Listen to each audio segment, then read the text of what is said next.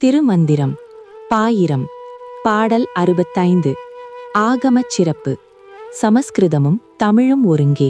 மாரியும் கோடையும் வார்பணி தூங்க நின்று ஏரியும் நின்றங்கிளைக்கின்ற காலத்து ஆரியமும் தமிழும் உடனே சொல்லி காரிகையார்க்கு கருணை செய்தானே.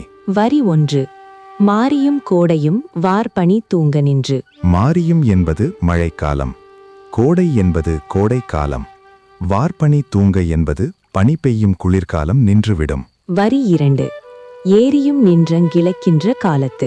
ஏரியும் என்பது ஏரிகளெல்லாம் நீர் வற்றி, நின்றங்கிளைக்கின்ற என்பது அனைத்தும் அழியும், காலத்து என்பது யுகங்களின் முடிவான ஊழி காலத்தில். வரி 3. ஆரியம் என்பது தமிழும் உடனே சொல்லி. ஆரியம் என்பது ஆரிய மொழி சமஸ்கிருதம், தமிழும் என்பது தமிழ்மொழி.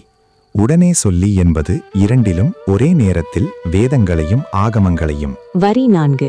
காரிகையார்க்கு கருணை செய்தானே. காரிகையார் என்பது உமாதேவி, புதுயுகத்தில் பிறக்கும் உயிர்களின் தாய். கருணை செய்தானே என்பது உயிர்கள் இறைவனை அடையும் பொருட்டு மாபெரும் கருணை செய்தான். சாரம். ஊழிக்காலத்தில் எல்லா காலங்களும் நின்று ஏரிகள் வற்றி அனைத்தும் அழியும். அப்போது இறைவன் சமஸ்கிருதத்திலும் தமிழிலும் வேதங்களையும் ஆகமங்களையும் உமாதேவிக்கு அருளினான்.